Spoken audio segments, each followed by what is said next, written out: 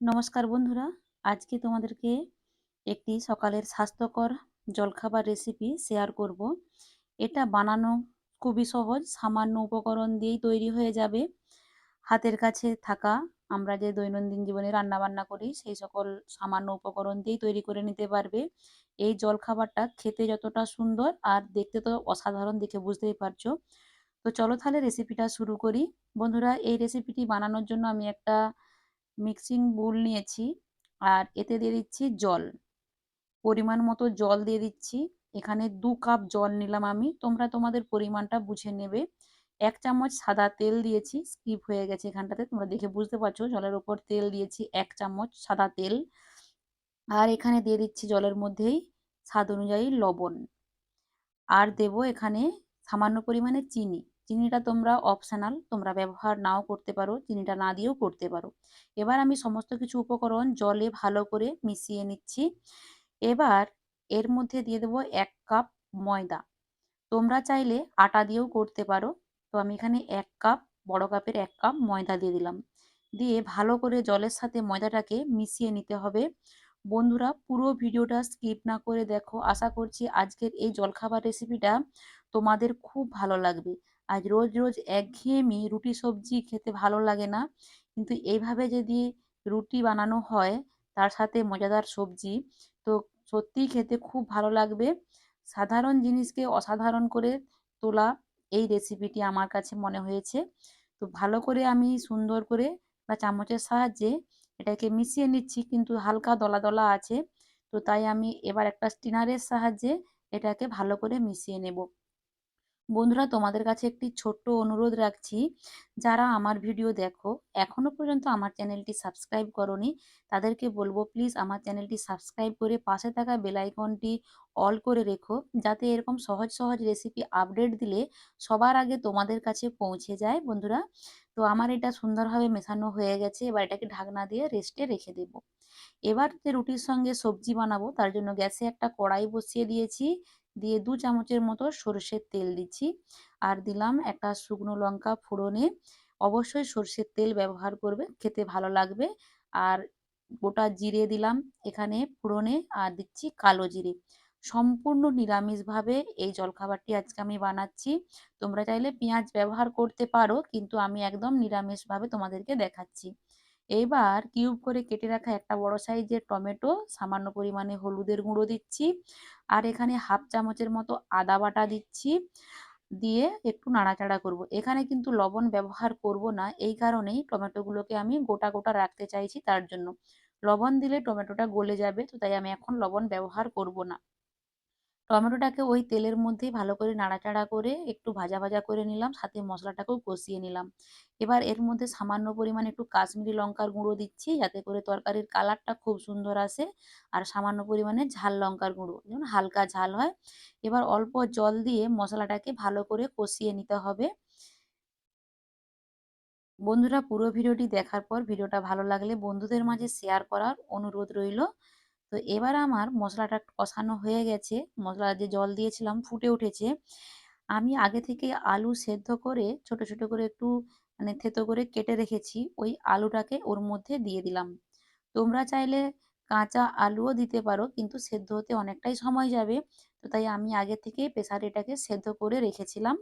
তো সেদ্ধ করে রেখেছি তার এই কারণে অল্প তেলে যাতে হয়, এতে করে অল্প তেলেই রান্নাটা হয়ে যাবে।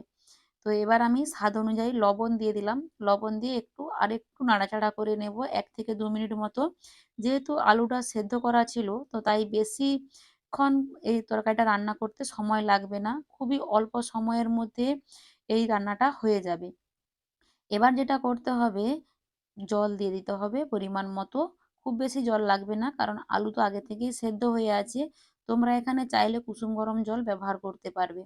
যেহেতু নিরামিষ তরকারি, তাই এখানে আমি হালকা চিনি ব্যবহার করলাম, এতে করে তরকারিটা খেতে ভালো লাগবে। তো চিনি দিয়ে দিয়েছি। আর এখানে দিচ্ছি সামান্য পরিমাণে কাসুরি মেথি, ধনেপাতা থাকলে ধনেপাতা ব্যবহার করবে। দিয়ে ভালো করে সমস্ত কিছু উপকরণ একটু ভালো করে মিশিয়ে নিচ্ছি। আর আলুগুলো যেগুলো গোটা গোটা আছে, খুন্তির ডগা দিয়ে একটু ভাঙো ভাঙো করে দিচ্ছি। এতে করে একটু আলুর যে রসটা, এটা একটু গ্রেভি গ্রেভি হয়ে যাবে। আর এটা কিন্তু খেতে বেশ ভালো লাগবে। তো তাই আমি খুন্তির ডগা দিয়ে একটু মানে ভাঙা ভাঙা করে দিয়েছি। আমার রান্না রেডি হয়ে গেল। এবার এটাকে ঢেলে নিয়েছি একটা সার্ভিং বুলে। দেখে বুঝতে পারছো তরকারিটা কতটা লোভনীয় হয়েছে। তো চলো এবার তাহলে রুটিটা বানিয়ে নেই। তো আগে থেকে যে ব্যাটারটা রেডি রেখেছিলাম সেই ব্যাটারের ঢাকনাটা খুলে নিলাম। এবার এর মধ্যে হাফ চামচের মতো সাদা জিরে দিয়ে দিলাম। দিয়ে ব্যাটারের সাথে মিশিয়ে নিচ্ছি। তোমাদের হাতের সামনে ধনেপাতা থাকলে ধনেপাতা দিতে পারো, দেখতে কিন্তু আরো ভালো লাগবে। এবার ভালো করে জিরেটাকে ওই ব্যাটারের সাথে সুন্দর করে মিশিয়ে নিচ্ছি। আর ব্যাটারের থিকনেসটা কেমন এসেছে তোমরা তো দেখে বুঝতেই পেরেছো, নয় মোটা নয় পাতলা। তোমরা এরকম ধরনের ব্যাটার রেডি করবে, তাহলে রুটিগুলো কিন্তু একদম পারফেক্ট হবে। তো আমার একদম ব্যাটার রেডি হয়ে গেছে। এবার চলো রুটিগুলোকে বানিয়ে নেই। একটা তাওয়াই বসিয়ে দিয়েছি গ্যাসে আমি, দিয়ে সামান্য পরিমাণে সাদা তেল দিয়ে দিচ্ছি। তেলটা একটু আমি ভালো করে পুরো তাওয়াতেই লাগিয়ে নেব, এতে করে রুটিটা লেগে যাবে না। তো আমি পুরো তাওয়াতেই তেলটা দিয়ে দিলাম আর তাওয়াটা হালকা গরম হয়ে গেছে। এবার আমি এর মধ্যে 2 হাতা ব্যাটার দিয়ে দেব। তোমরা তোমাদের পরিমাণ মতো যেমন সাইজ করবে রুটির সেই পরিমাণে ব্যাটার দেবে। বন্ধুরা এইভাবে একবার হলেও তোমরা সকালের ব্রেকফাস্টটা বানিয়ে দেখো, দেখবে তোমাদেরকে রোজ রোজ এই ব্রেকফাস্টটা বানাতে বলবে। আর এটা লাঞ্চ বক্সে কিংবা স্কুল টিফিনে এই রুটিটা কিন্তু ঘন্টার পর ঘন্টা নরমই তুলতুলে থাকবে, শক্ত হয়ে যাবে না। তো বন্ধুরা দেওয়ার পর 1 থেকে 2 মিনিট অপেক্ষা করেছিলাম ওপরটা ড্রাই হয়ে যেতে। আমি এটাকে পাল্টে দিলাম। পাল্টে দিয়ে আরও 1-2 মিনিট অপেক্ষা করব। তো এইভাবেই এপাশ ওপাশ করে 1-2 মিনিট করে সুন্দর করে রুটিটাকে ভেজে নিতে হবে। তো একটু সময় ধরে ভাজতে হবে। গ্যাসের ফ্লেমটা কিন্তু মিডিয়ামে রাখতে হবে, নাহলে পুড়ে যাবে। তো রুটিটা মানে এপার ওপার করে সুন্দর করে কিন্তু ভেজে নিয়েছি। দেখো রুটিটার কালারটা কতটা সুন্দর এসেছে, দেখে তোমরা বুঝতে পারছো। তো এক পিস আমার হয়ে গেল। এবার পরেরটাও আমি দিয়ে দিচ্ছি। একই রকম ভাবে কিন্তু আমি সব রুটিগুলোকেই বানিয়ে নেব। ঝটপট চটজলদি যখন কোনো ব্রেকফাস্ট বানাতে হবে, তখন এই ব্রেকফাস্টটা আমার কাছে খুবই সহজ মনে হয়। প্রেসারে চট করে আলু বসিয়ে দিয়ে ব্যাটার রেডি করে ঝটপট কিন্তু কম সময়ের মধ্যে এই ব্রেকফাস্টটা বানানো যায়। তো আবারও একটা আমার হয়ে গেল দেখো। এইভাবেই কিন্তু আমি এক এক করে সমস্ত রুটিগুলোকেই তৈরি করে নেব। আর রুটিগুলো দেখে তোমরা বুঝতে পারছো কতটা পারফেক্ট হয়েছে আর কতটা সুন্দর হয়েছে দেখতে। আর দেখতে যখন সুন্দর হয়েছে খেতে তো অসাধারণ লাগবে বন্ধুরা অবশ্যই। তোমাদেরকে দেখিয়ে দিচ্ছি দেখো রুটিগুলো কতটা সুন্দর হয়েছে। তো চলো তাহলে রুটিটা এবার আমি প্লেটে সাজিয়ে নিই। তো একটা প্লেটে আমি রুটি সাজিয়ে নিয়েছি, সাথে আলুর তরকারি, দেখে তোমরা বুঝতেই পারছো কতটা লোভনীয়। তো বন্ধুরা এবার তোমাদেরকে রুটিগুলো দেখাবো কতটা নরম হয়েছে। তো একদম নরম হয়েছে, সফট তুলতুলে। তো বন্ধুরা এই রেসিপিটা তোমাদের কাছে কেমন লেগেছে অবশ্যই কমেন্ট বক্সে জানিও। ভালো লাগলে সবাই বন্ধুদের মাঝে একটু শেয়ার করে দিও। আর সবাই ভালো থেকো, সুস্থ থেকো। আর অবশ্যই এই রেসিপিটা ট্রাই করো, তোমাদের খেতে কেমন লাগে আমাকে কমেন্ট বক্সে অবশ্যই জানিও। আবারও দেখা হবে নতুন কোনো ভিডিওতে। টাটা, আজকে বিদায় নিচ্ছি।